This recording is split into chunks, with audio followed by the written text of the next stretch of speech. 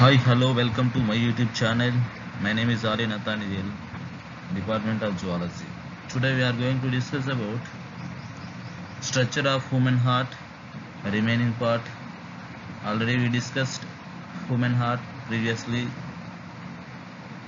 The remaining part we will discuss in this class. Here we will study structure of heart. In that atria we discussed in last class, internal structure of heart. Ventricles we will discuss here. The ventricles are lower chambers. These lower chambers are thick-walled chambers. So these ventricles are considered as blood pumping chambers. We studied atria are blood receiving chambers. Ventricles are blood pumping chambers or distribution chambers of the heart. Receiving chambers, upper two atria receive blood. Lower ventricles are distributing chambers or blood pumping chambers. See, these two are ventricles, right ventricle, left ventricle. So these chambers are separated by a septum. The septum that separates the two ventricles called interventricular septum. Interventricular septum separates the two ventricles. See, left ventricle is thicker than that of the right ventricle. See, it is right ventricle and it is left ventricle. So this left ventricular wall, the walls of the left ventricle is thick and the left ventricle is slightly larger than the right ventricle. So left ventricular wall is slightly thicker than that of the walls of the right ventricle, because here the blood pressure and stores in the left ventricle more, which receives blood from the left atria to send all parts of the body. So which is slightly thicker, its walls are slightly thicker than that of the right ventricle.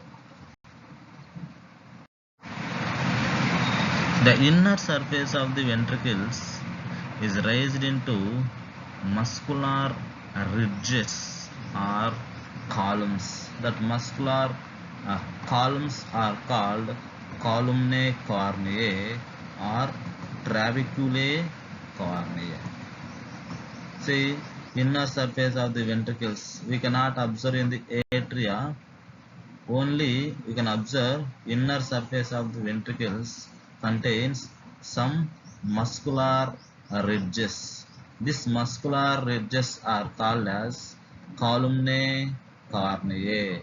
Muscular ridges. You can tell these muscular ridges are columnae corneae or trabeculae corneae, which are projecting from the walls of the ventricles.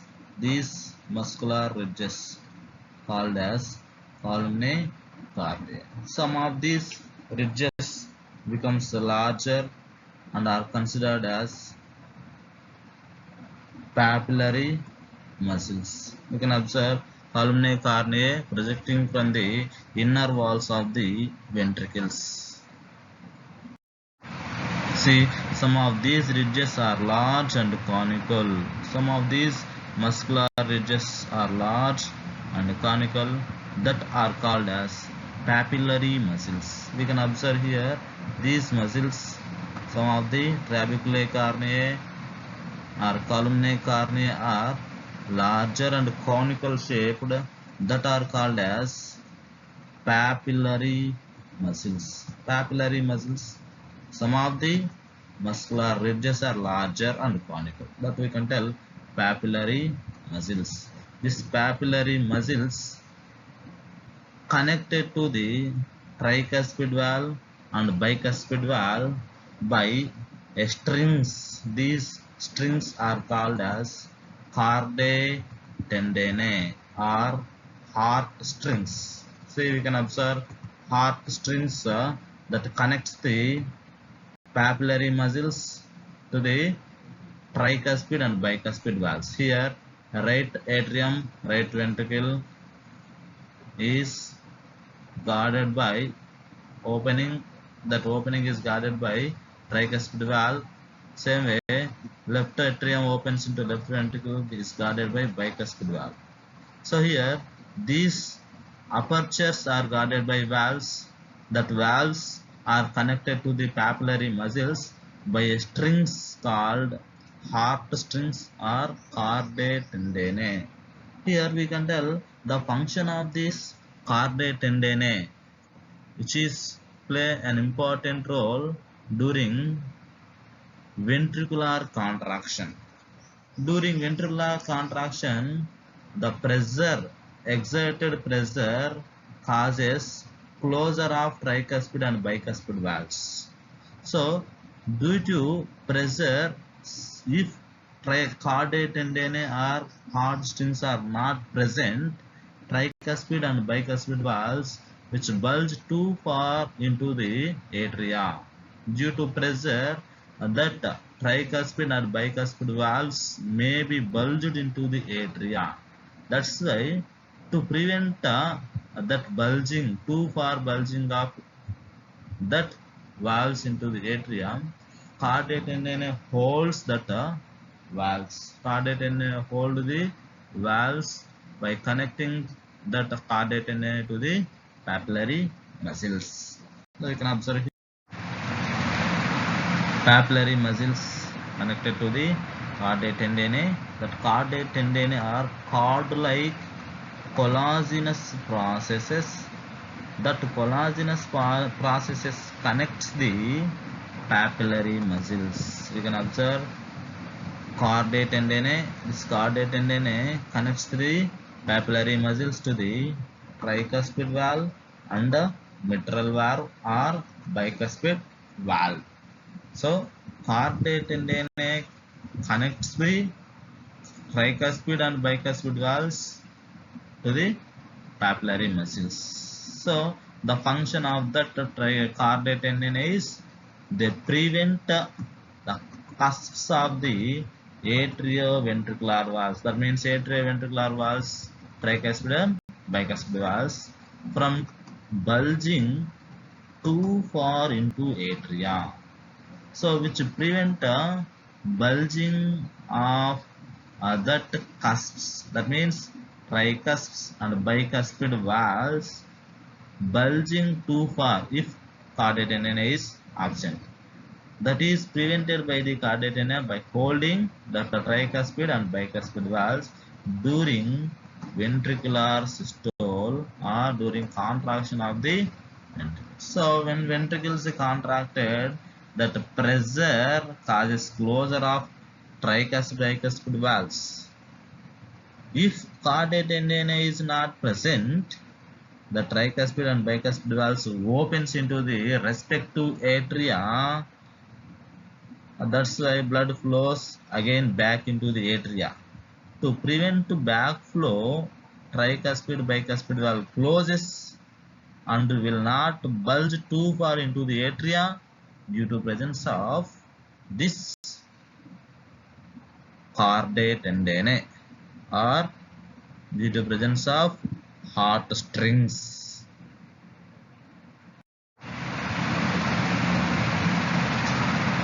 So we can observe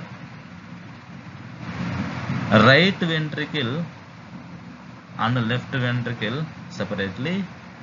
When we see right ventricle, right atrium opens into the right ventricle by an aperture called the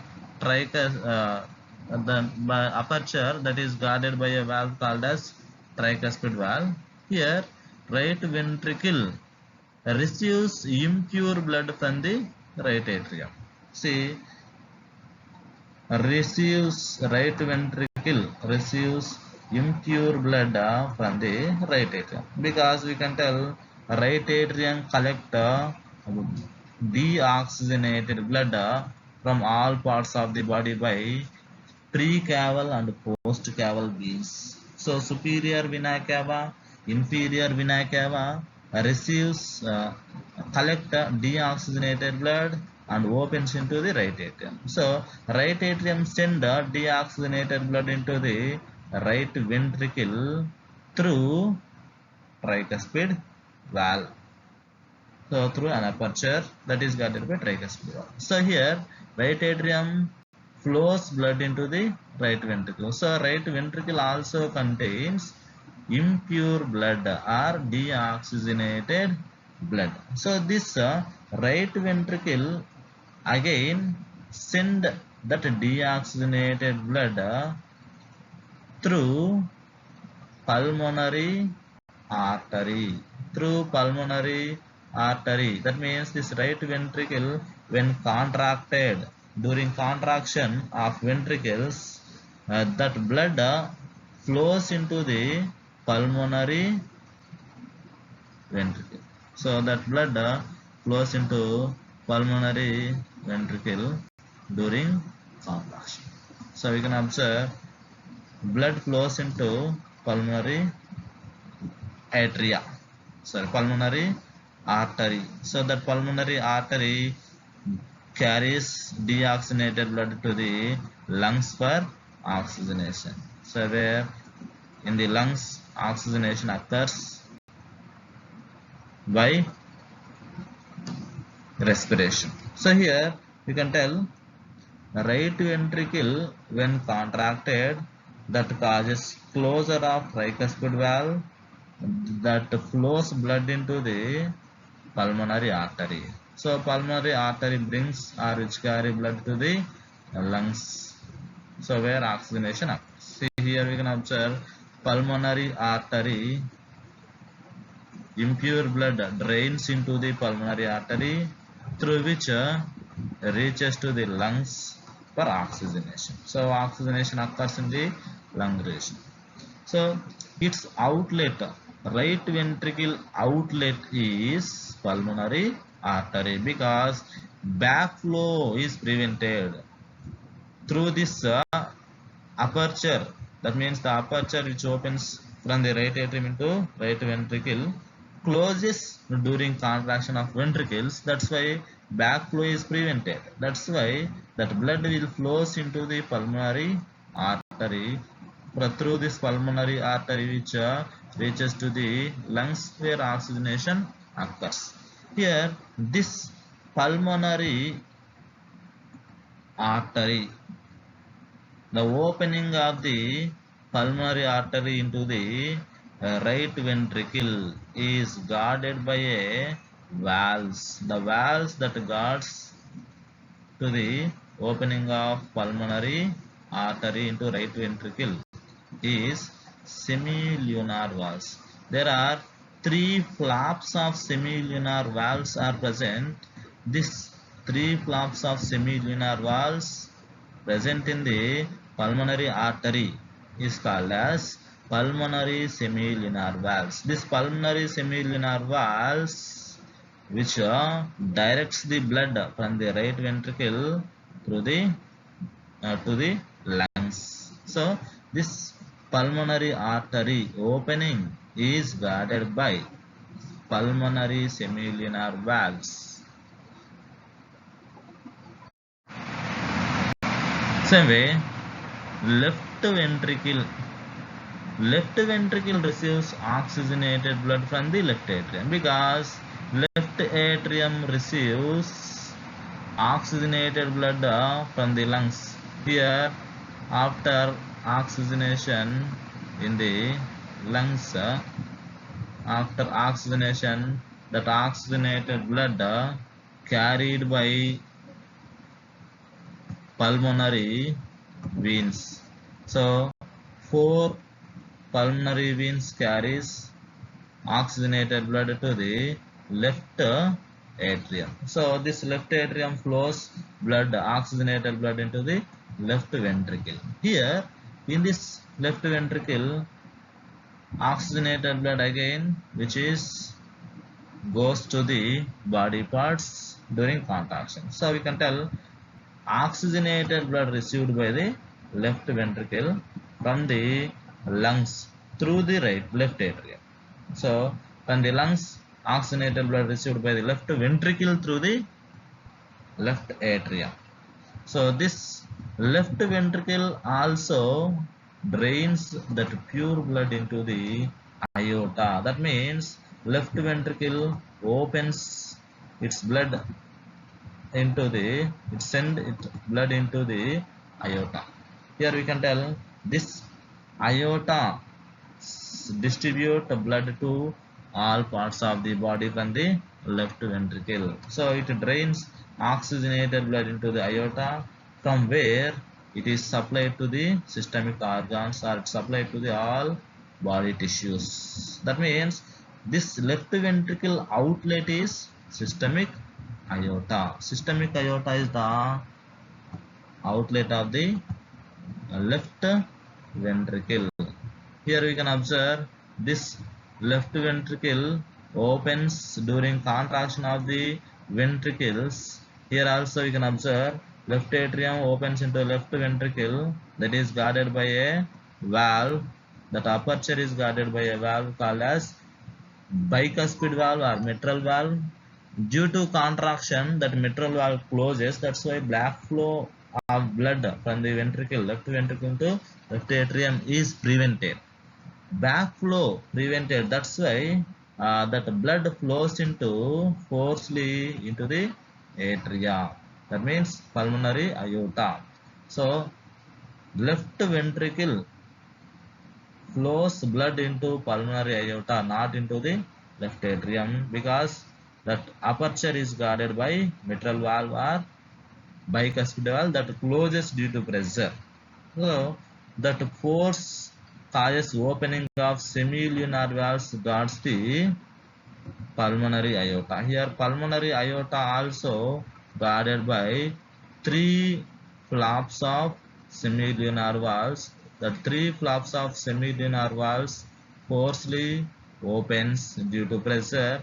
So flow of blood from the left ventricle into aorta, but that aorta opening into the left ventricle is guarded by a valve called as aortic semilunar valves. So semilunar valves, three flaps of semilunar valves that guards the opening of aorta into left ventricle. So like we can observe, left ventricle receives oxygenated blood from the lungs. Again it sends that oxygenated blood to the aorta during contraction, so that aorta distribute blood to all systemic parts of the body or all body tissues. That aorta opening into the left ventricle is guarded by semilunar valves. There are three flaps of semilunar valves that guards the aortic semilunar valves. So like we can observe left ventricle. Say valves. The function of these valves is to allow flow of blood in one specific direction, only one direction. That is, you can observe from the right atrium into right ventricle, flow of blood only in one direction. From the right ventricle into pulmonary artery. Same way, from the left atrium to left ventricle into aorta. So like, which flow only in one direction, backflow is prevented by that valves. So valves allows the flow of blood only in one direction. That flow of blood, backflow of blood is prevented due to presence of valves. Generally we can observe tricuspid valve present between the right atrium, right ventricle. Same way, bicuspid valve or mitral valve present between left atrium, left ventricle. Similarly, pulmonary semilunar valves, aortic semilunar valves. So 3 flaps of pulmonary semilunar valves that guards the opening of pulmonary aorta. Same way, 3 flaps of aortic semilunar valves that guards the aortic aorta into left ventricle. Same way, we can observe the opening of the inferior vena cava guarded by eustachian valve. The opening of coronary sinus also guarded by trapezius valve. So there are about 6 valves are present in the structure of human heart. They are tricuspid valve, bicuspid valve, pulmonary semilunar valves, aortic semilunar valves, trapezius valve, eustachian valve. So like we can observe valves, this valves allows the flow of blood only in one direction, that is from the atria into the ventricles. Backflow from ventricles to atria not occurs in the structure of human heart. Only this direction blood passes.